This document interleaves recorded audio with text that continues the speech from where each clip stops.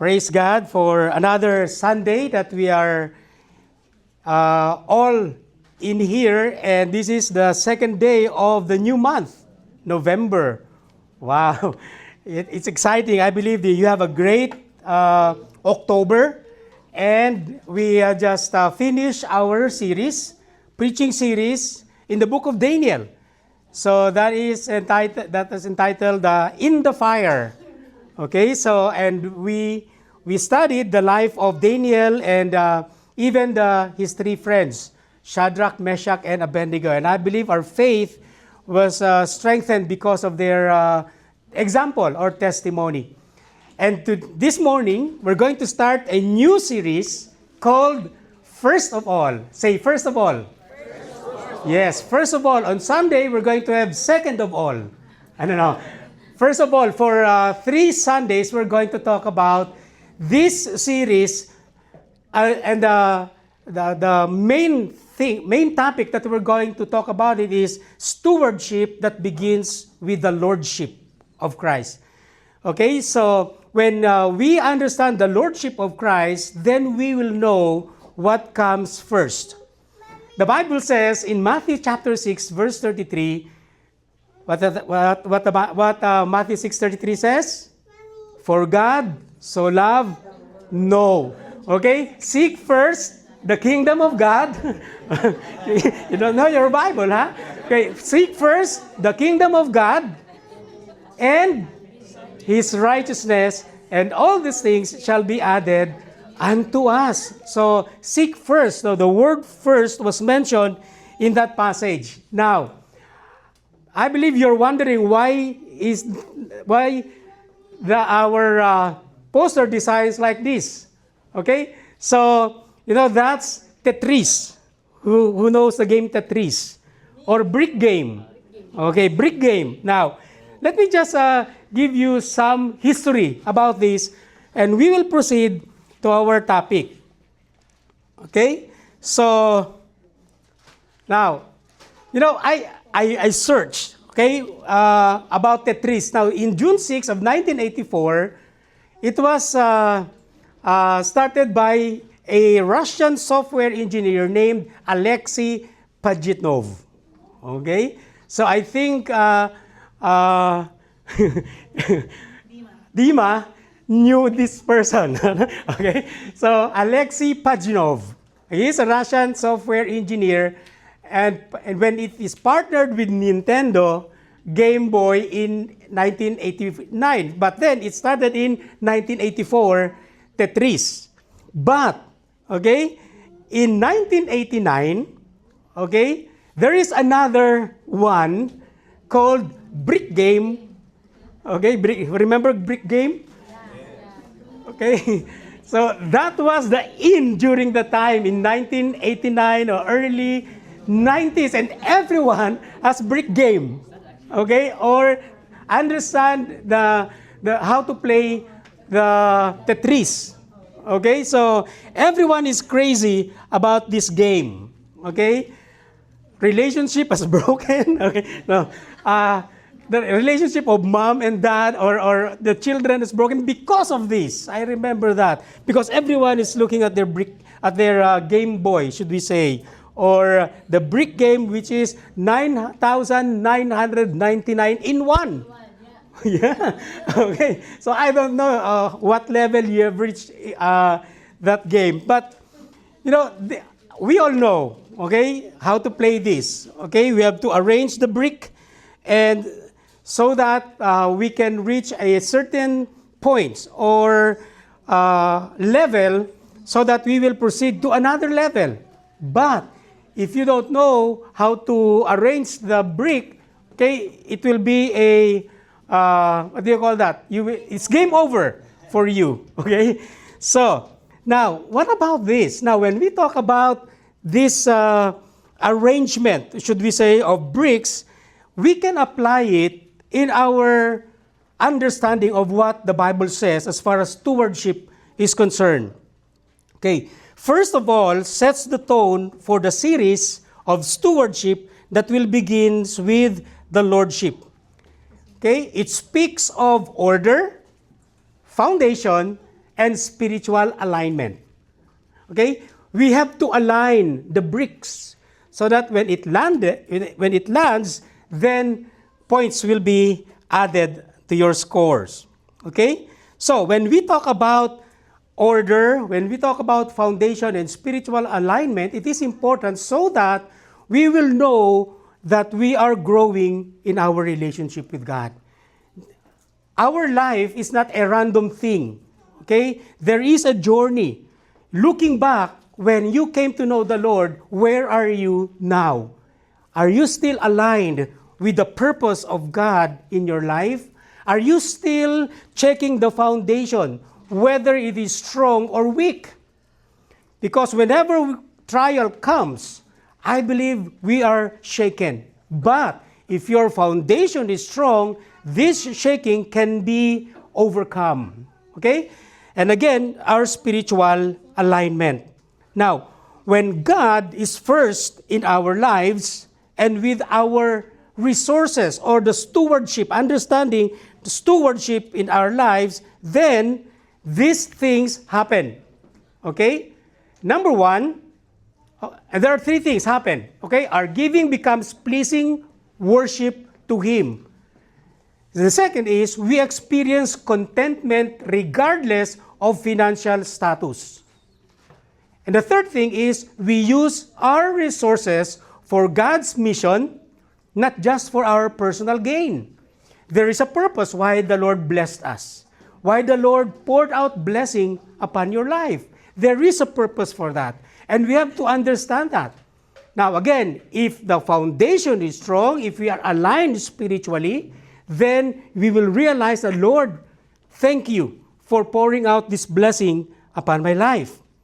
So, in week 1, okay, this is what we're going to have now. A topic is for good works, good work that the Lord started in us. Okay? So, we are sure to use our resources to be partners in advancing the gospel. And that's a good work that we can exert in our Christian life. Okay? So, this means that when the Lord started a good work in us, we become considerate. Okay? I believe something has changed because the Bible says in 2 Corinthians chapter 5 verse 17, if anyone is in Christ, he is a new creation. All things are gone, and behold, the new has come. So something has changed in our lives. We become considerate, mindful of others, and unselfish in helping others. Okay? We understand generosity. We understand God's blessing. We understand that our heart must be right before God. So when we talk about generosity, true generosity does not begin with what's in our hands. It begins with who holds our hearts. Who holds your heart? Is it the Lord, or still you are trusting in yourself? Okay? So this series will reflect on Paul's letter to the Philippians. So meaning, we're going to study the book of Philippians. Last month, we studied the book of Daniel. So now, the book of Philippians. Now, Philippians, a church that had faithfully partnered with him, with Paul, in the ministry of the gospel from the very beginning. You know, the Philippian church became his partner in advancing God's kingdom. That's why Paul had 3 missionary journeys. He planted a lot of churches. Okay? And because of that, because of this partnership, the word spread during his time. Okay? So, through this series, we will explore how the gospel should shape our perspective. Okay? Through the book of Philippians, our perspective with regards to, number 1, earthly treasure, generosity, and financial stewardship as we view our resources in the light of the cross of Christ, in the light of the lordship of Christ in our lives. Now, why Philippians? You know, Philippians became the model of Paul regarding partnership in the gospel. Okay? They are partners. And in 2 Corinthians, we will see that Paul urged the Corinthian church towards generosity by highlighting the remarkable example of the Macedonian churches. Now, when we say Macedonian churches, there are a group of churches in Macedonia. Now, remember the man who called Paul in a dream, there was a man of Macedonia that said, "Come, help us." And that was the start of the church planting. Okay, so the Philippians congregation gave joyfully despite deep poverty. Now, Philippian church is not a rich church. They are poor, yet they gave to the ministry of Paul. Their perspective on wealth and stewardship flowed from the foundational decision, okay, that the Lord has everything. Okay, now, this is the picture of the Macedonian churches. Okay, Macedonia is Greece now. Okay, so there are 3 churches that was planted in that area. Philippi, where he addressed the Philippians, then Thessalonica, where we get the book Thessalonians, and Berea, the Bereans, who studied the word when Paul preached. The Berean faithfully studied the word, whether what Paul is saying is right or wrong. So they study the word. So there are 3 churches in Macedonia. So these are the Macedonian churches. Okay?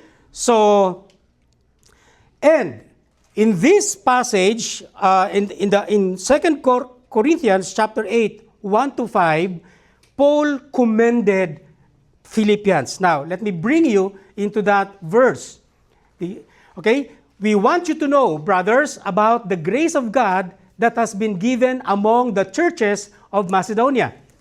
For in severe test of affliction, their abundance of joy and their extreme poverty have overflowed in wealth of generosity on their part.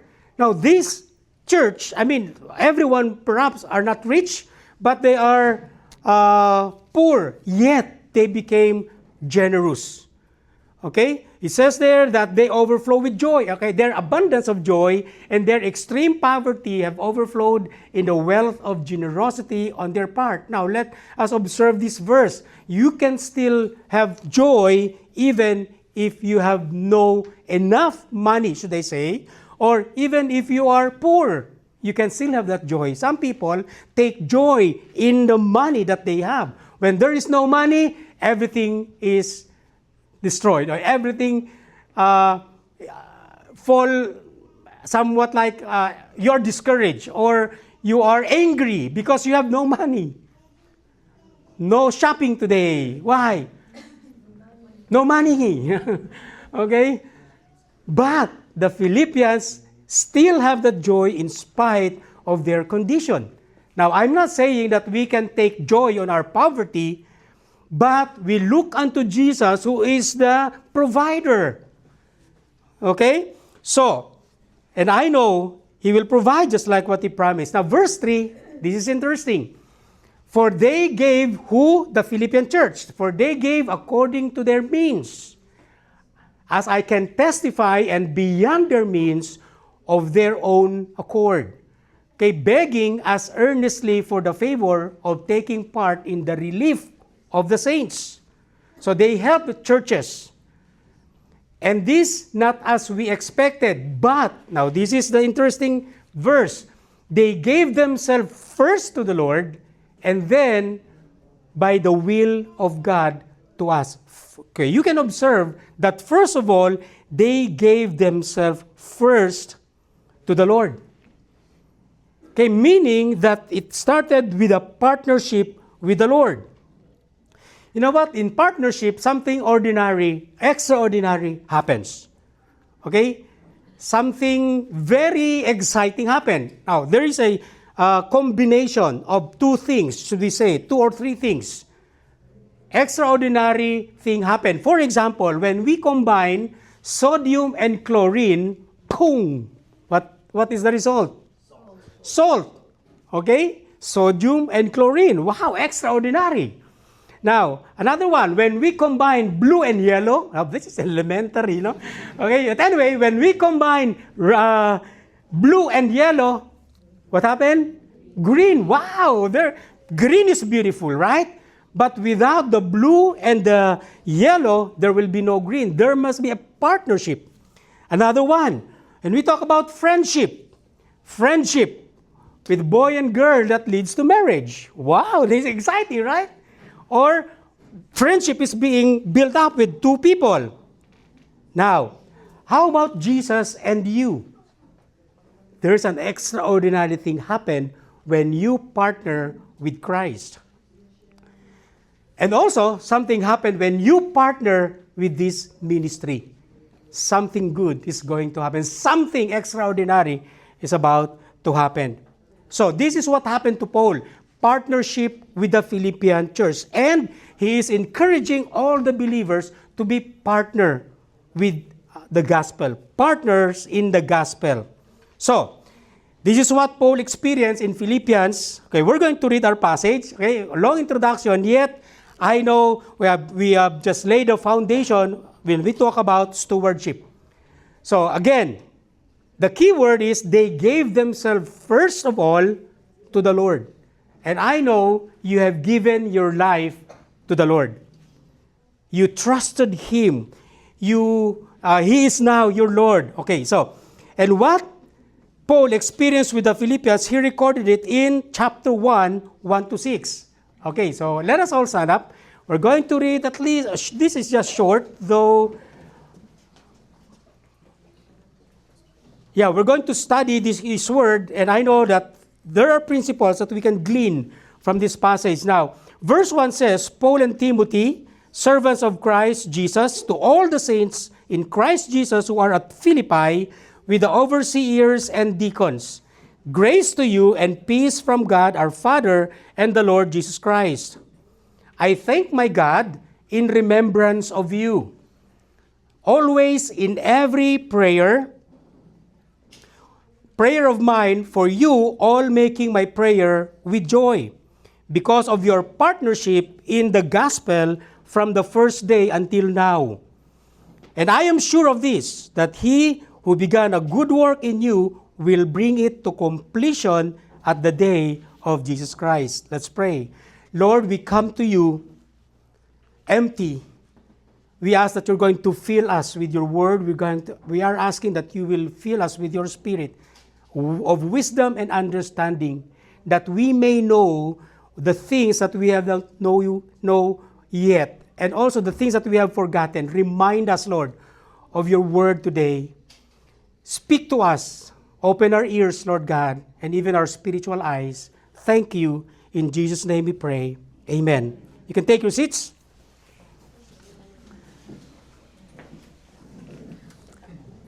Okay, this is the book of Philippians. Now, we know that there are a lot of prominent people from Philippi. Okay? Okay, these are the people that we can read when Paul mentioned about Philippi. Lydia. Remember Lydia? We have a series about Lydia. Okay, the purple lady. Okay, Lydia was from Philippi. So Paul encountered her while they are praying beside the river. Okay, so that was Lydia, a businesswoman with purple dye or with purple clothes. Now another one that is prominent is the slave girl that Paul casted out in this lady. Okay, so this lady is very important for the one who handles her. It's because of profit. Okay, but when Paul casted the demons in that lady, this businessman got angry with Paul. Okay, but that slave girl became a follower of Christ.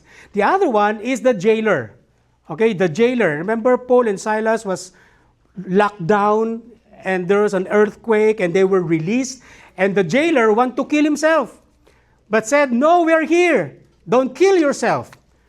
And they were released. Okay, this jailer became a follower of Christ. And not only that, there are also brothers or brethren in Philippi who came to know the Lord and became a disciple of Christ.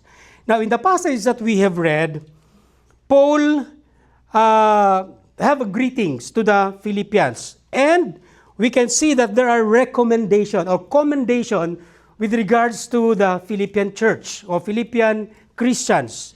Now, these are Paul's recommendation. Number one, because of their prayerfulness. Philippians are praying for Paul that he will become successful, that he will be protected from the enemy in his journey. And true enough, he was persecuted, he got shipwrecked, and even he was stoned to death by those who are against the gospel. Thank you for their prayers.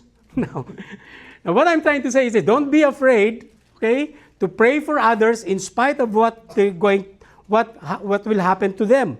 Now, prayer is very important, okay, for protection, provision. I know that you learn a lot about prayers. Now, another thing that he commends is the partnership in the gospel. The Philippian church, the Philippian followers partner with Paul in advancing the kingdom of God. The third thing that he mentioned about is that the good work that the Lord started in the lives of the Philippians. So when you read that, you will observe his commendation. Now, being a partner in the gospel. Now, you may ask, how to be partners of the gospel?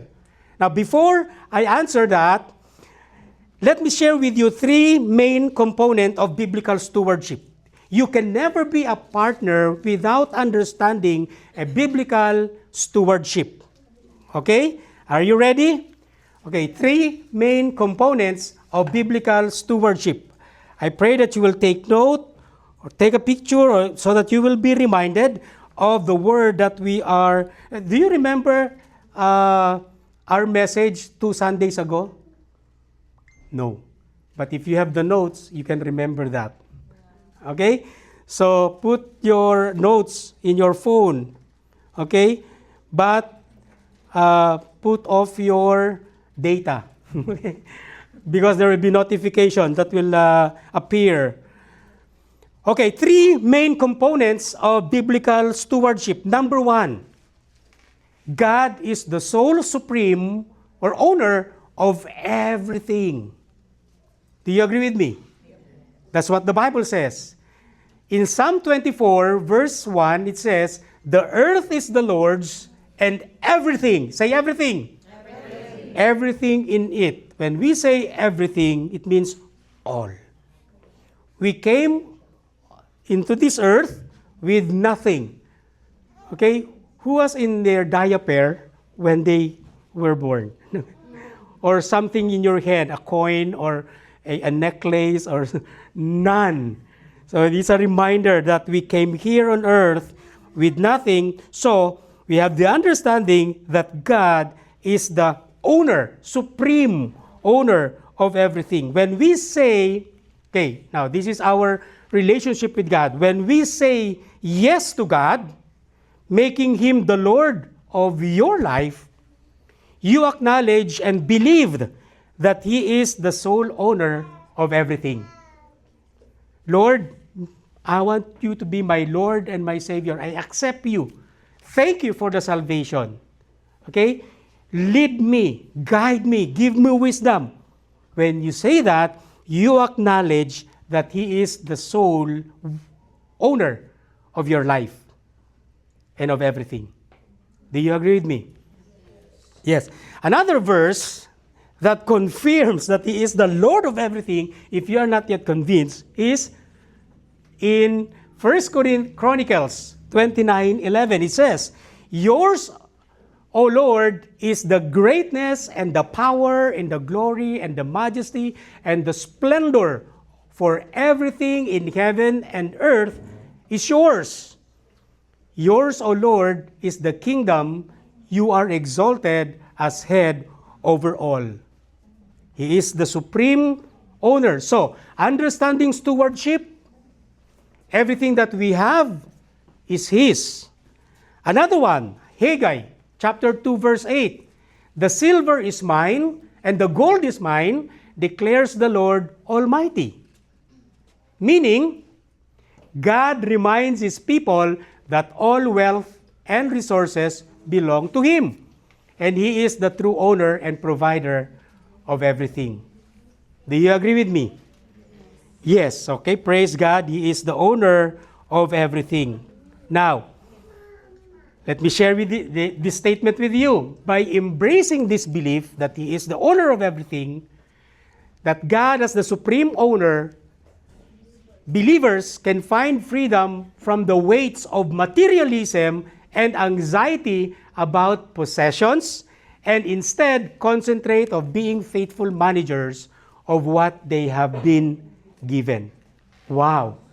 It releases us from the burden of this is mine, me, myself, and I. Mine, mine, mine. Okay? It releases us from that burden. Why? Now, have you ever experienced that you lost something and of course you did not find it, and you are so stressed, you are so anxious, you cannot sleep, you cannot eat, you cannot work because of that thing. And yet, you did not find it. You just stressed. You know what? I realized when the Lord took away something from us, whether by accident or by negligence, well, we are not in control of everything.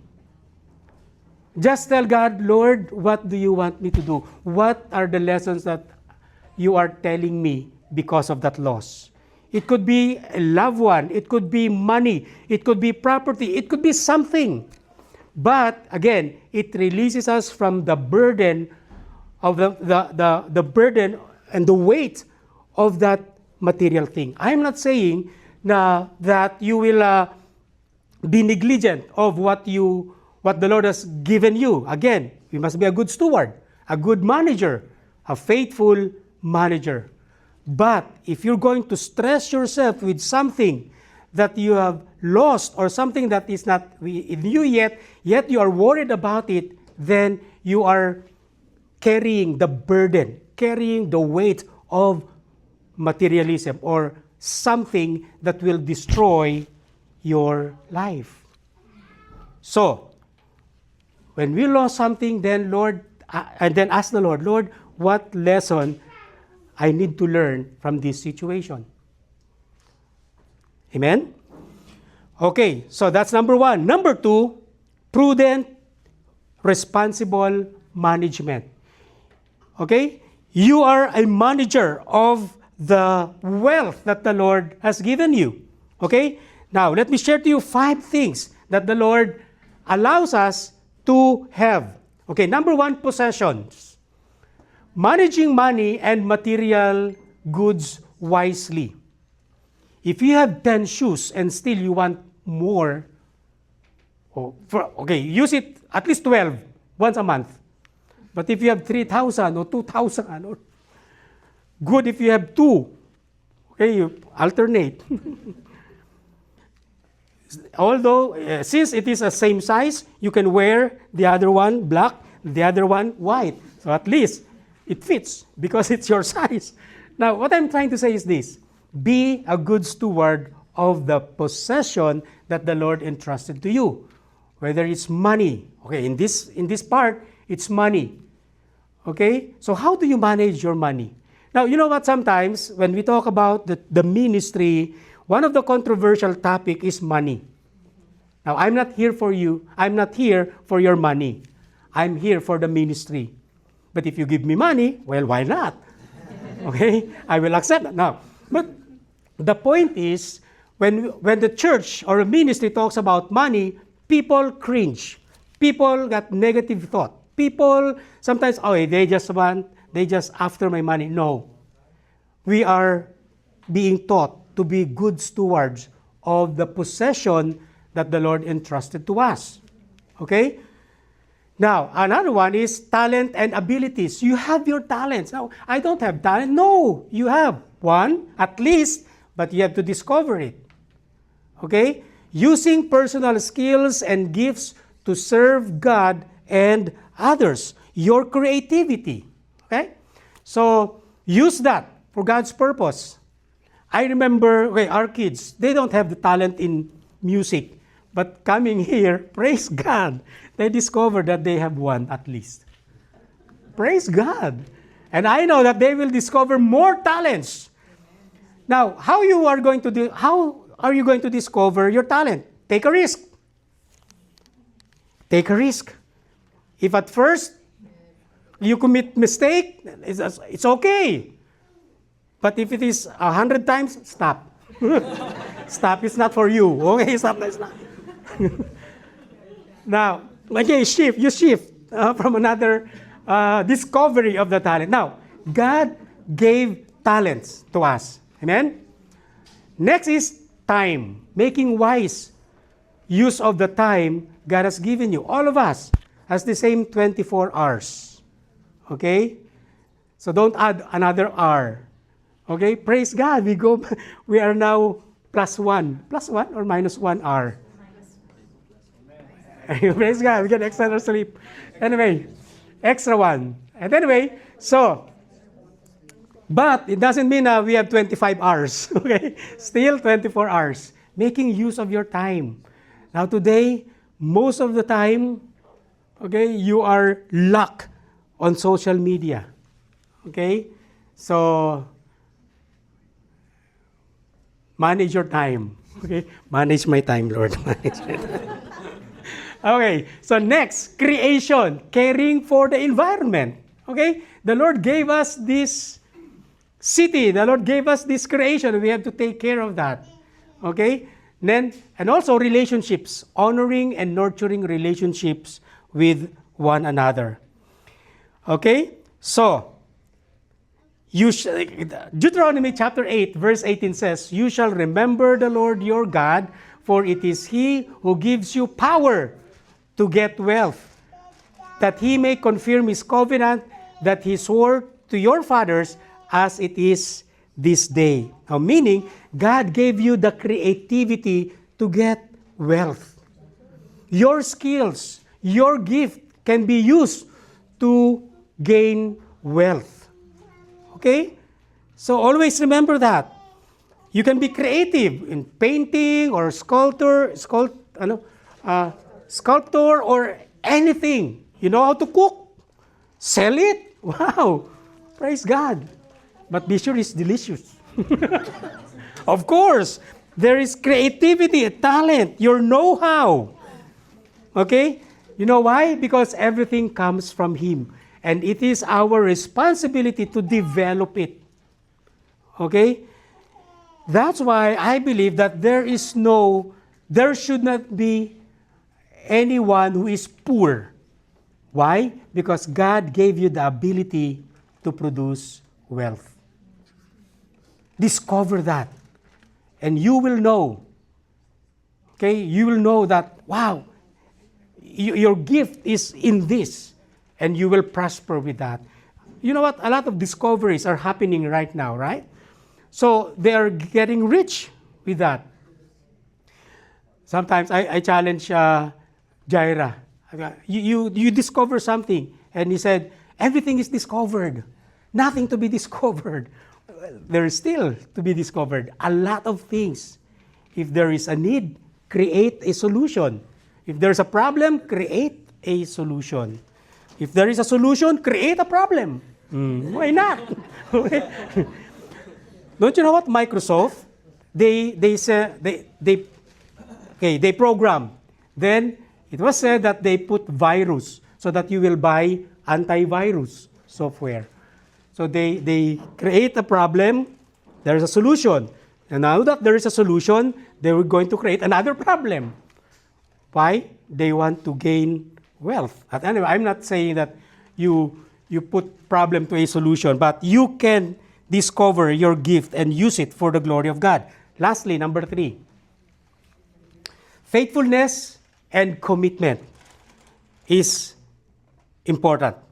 Stewardship requires being faithful and committed in managing the resources God has provided you.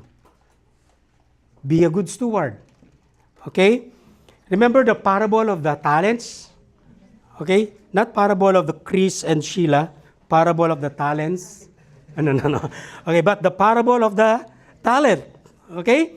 So, yes. Okay, in Matthew chapter 25, the owner gave them talents in the form of perhaps money. Okay? And the owner said, occupy till I come. Use this. Okay? But we know the story.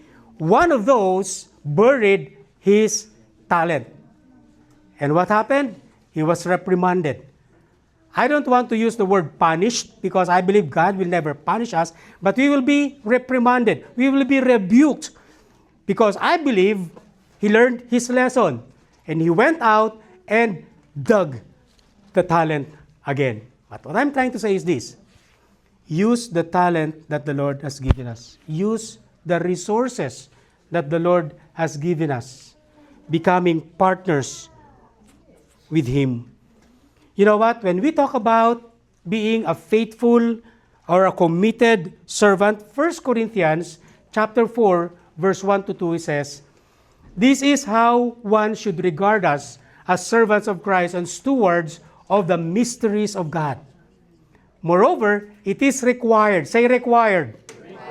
It is required of stewards that they be found faithful.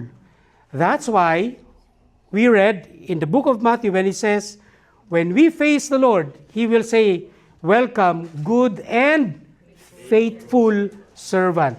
Not welcome, good and handsome servant. Not beautiful servant, faithful servant. It is required. So let me speak this word again. It is a requirement that you will become faithful in the resources that the Lord has given us. Okay? So that's our three components. God is the soul. Do you agree? God is the sole and supreme owner of everything? Yes. That we need a responsible management, yes, and fullness and faithfulness and commitment. Yes, we have to be like that. Now, there is a question a while ago that says, how can I be a partner of the gospel or in the gospel? Okay? There are three important things, and after these three, I will close and allow God to speak to us on how we're going to be good stewards. Okay? Number one,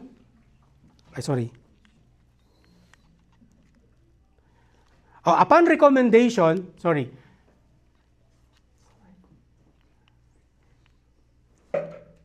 upon Paul's recommendation, three things, their prayerfulness, about the Philippians, prayerfulness, and partnership with the gospel, and good work that the Lord has started. Now, we're going to focus on partnership in the gospel. What about this? How can we become partners in the gospel? There are three important things. Okay? Pray, give, go. I remember what Pastor June Escosar, when he was interviewed by Steve Murrell, our president, the president of Every Nation Global, about how can a person, how can a believer become partners in the gospel? And he said these three things. Pray, give, go. What do we mean? When we pray about missionaries, about full-time pastors or full-time workers, it says that interceding for missionaries, pastors, and full-time workers is crucial because it provides spiritual protection, empowerment, and guidance for their ministry, which relies on divine power rather than human strength alone. So missionaries are being faced with challenges. You know what? I read a news that in Nigeria, Christians are being executed. And there is another article that says Trump is getting in to that situation so that the people, the Christians in Nigeria, will be protected. Okay? So, we have to pray for these missionaries. Pray for our pastors. Pray for our full-time workers. Why? It is because that they are facing a lot of trials, a lot of challenges. I'm not saying problems, but challenges. But because I know that these problems will be overcome, or these challenges will be overcome. Okay, so crucial because it provides spiritual protection, empowerment, guidance for their ministry, which relies on divine power rather than human strength alone. We rely on the power of God, His provision, His protection. Okay? So we can pray. Okay? Everyone can pray. The second thing is give. Everyone can give. Giving is important for the ministry because it is a biblical command, a form of worship, and the means through which their ministry are funded to support the propagation of the gospel and provide for the needs. Okay, so we partner with them. Praise God, I have partners in the gospel. I am a full-time missionary. Okay, so praise God for the partnership, and because of that, I'm not working. You know what? I'm not working per se. Okay, I want to be a wide drive driver, but I don't have the license yet. So no, I want to work. But you know what? Praise God, because the Lord is the one who's going to provide our needs. Amen? And I know there is someone in your heart, perhaps a missionary from where it is, from the Philippines or anywhere, you know a person, you pray for that person, pray for that missionary, and can be a partner for that with that missionary. The last thing is you can go. So you can pray, you can give, but this is the crucial thing. You can go, but I can't go. So if you can't go, you can give, you can pray. That is a partnership with the gospel. Go means going on missions is important for personal growth, cross-cultural understanding, and helping others. Okay, I'm growing in my faith. Okay, so being a pastor in the Philippines for 22 years or 27 years plus 5 years in Angeles City. But you know what? The Lord gave us a new season, and we are excited for that. We finished 1 year here in Lethbridge. Praise God, we are growing. The kids are growing. Mitch is growing. We are growing in the Lord. We are growing in everything. Okay? In, combating cold. Winter, again, it's winter. Lord, my joints. Oh no. But praise God, there are liniments. There are, what do you call that? Pau? Liniments. No, anyway. Vicks. Voltaren. Now, let's go back to the word go. Okay? Someday, okay, I'm prophesying, I'm declaring these things. Someday, you will go. Okay? To be part of a mission. You know what? Pastor Marlo is encouraging the Calgary congregation because one of these days, we were going to plant a church in Cyprus. Okay, Cyprus. That's where Jean started her profession as a nurse. And there are a lot of people and friends. And he mentioned that someday we're going to plant in Cyprus. Or, you know what? I heard in the Philippines that they are church planting in Saskatoon. Okay, church, every nation, Saskatoon. Okay, I'm going to show a picture of that next. I forgot. I was reminded now, and I saw that picture. Saskatoon, Saskatchewan. Every nation, they are starting a church plant in there. Wow. Praise God. Again, not everyone can go to missions, but everyone can pray and can give as a partner in the gospel, as a good steward of the Lord. And also, I know that you have a heart for this ministry. Becoming a good steward, you know what? Sometimes there is a tendency that we don't trust God when of course, in trusting the Lord, it really takes faith by giving our tithes and our offering. Okay? So, but you know what? When we give that, we are releasing ourselves from greed, from materialism, just like what we have mentioned a while ago. Becoming good steward of the Lord's resources for us.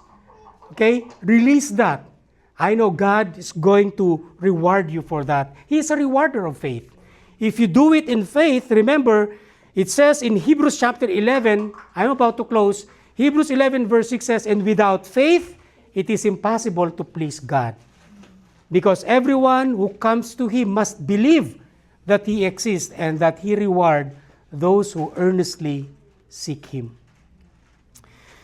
You know what? Becoming partners in the gospel takes faith. Okay? So, and I believe you will be rewarded for that faith. We can faithfully give our resources if we are first given to God. Remember the Philippians? First, they given themselves to God, then become partners of Paul. You know what? I believe that Jesus is looking for faithful stewards who will properly handle His given resources and become partners of the gospel. The question is, will you be that faithful steward? Now, let me conclude our message. Biblical stewardship is one of the primary ways Christ called us to live our life. It's not just a theory. It's a way of life that is exercised in our daily decisions. Becoming a good steward of the Lord.